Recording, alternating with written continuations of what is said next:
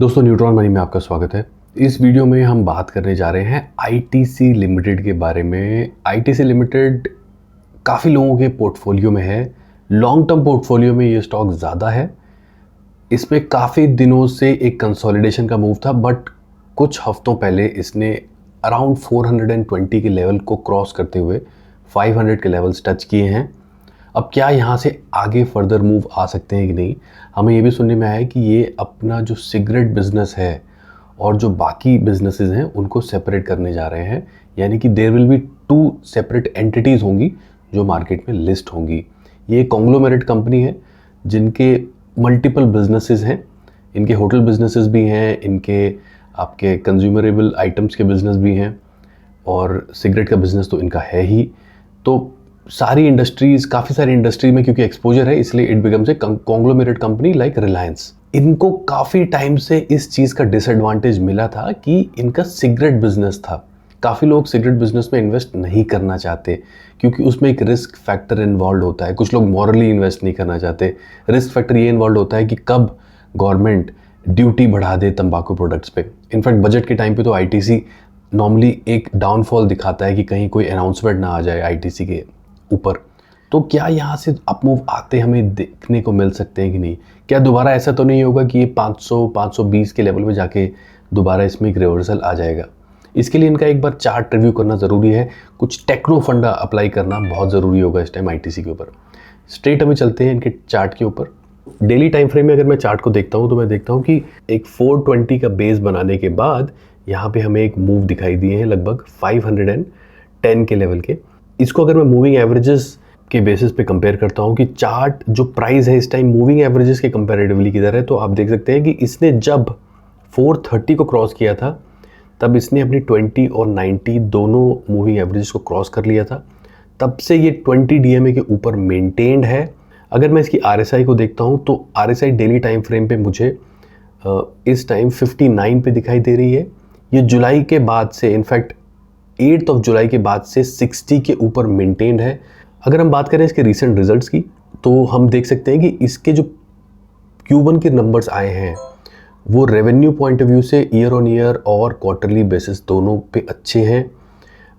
इसकी प्रॉफिटेबिलिटी भी क्वार्टरली और ईयर ऑन ईयर को बीट करती है।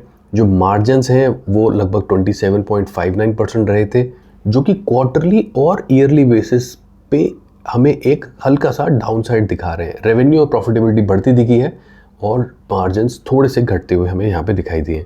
अगर इसकी रिटर्न्स की बात करें तो एक साल में बहुत कम, यानी कि ओनली 13% रिटर्न दिए हैं इसने। एक हफ्ते में नेगेटिव रिटर्न है, 6 महीने में 22% रिटर्न के आसपास हमें यहाँ पे दिखाई दिया है। Technical charts are suggesting a buy rating because of, मैंने जैसे आपको दिखाया कि it is bullish moving above the moving averages. RSI में भी एक बुलिशनेस दिखाई दे रही है।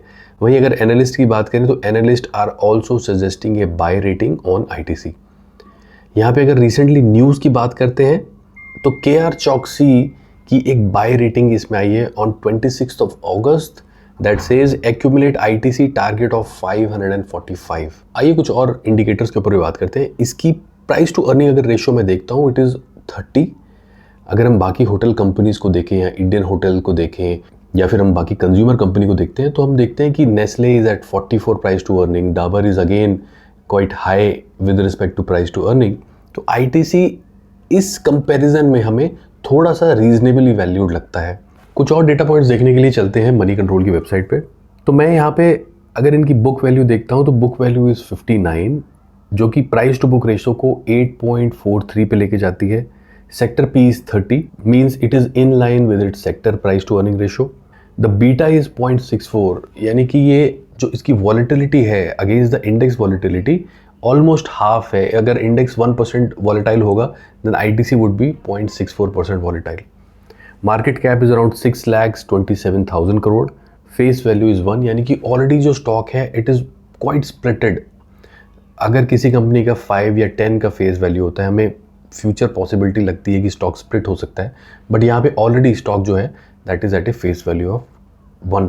अगर इनके शेयर होल्डिंग पैटर्न में नज़र डालते हैं तो हमारे सामने 40% जो होल्डिंग है that is with FIIs, 44% holding is with DIIs and 15.47% holding is with public. तो हम देख सकते हैं कि यहाँ पे FIIs बहुत ज़्यादा परसेंटेज होल्ड करके उनके पास है, DIIs के पास भी 44% है। यानी कि जो प्रमोटर यहाँ पे होल्डिंग में दिखाई नहीं दे रहा, this company belongs to DIIs and FIIs।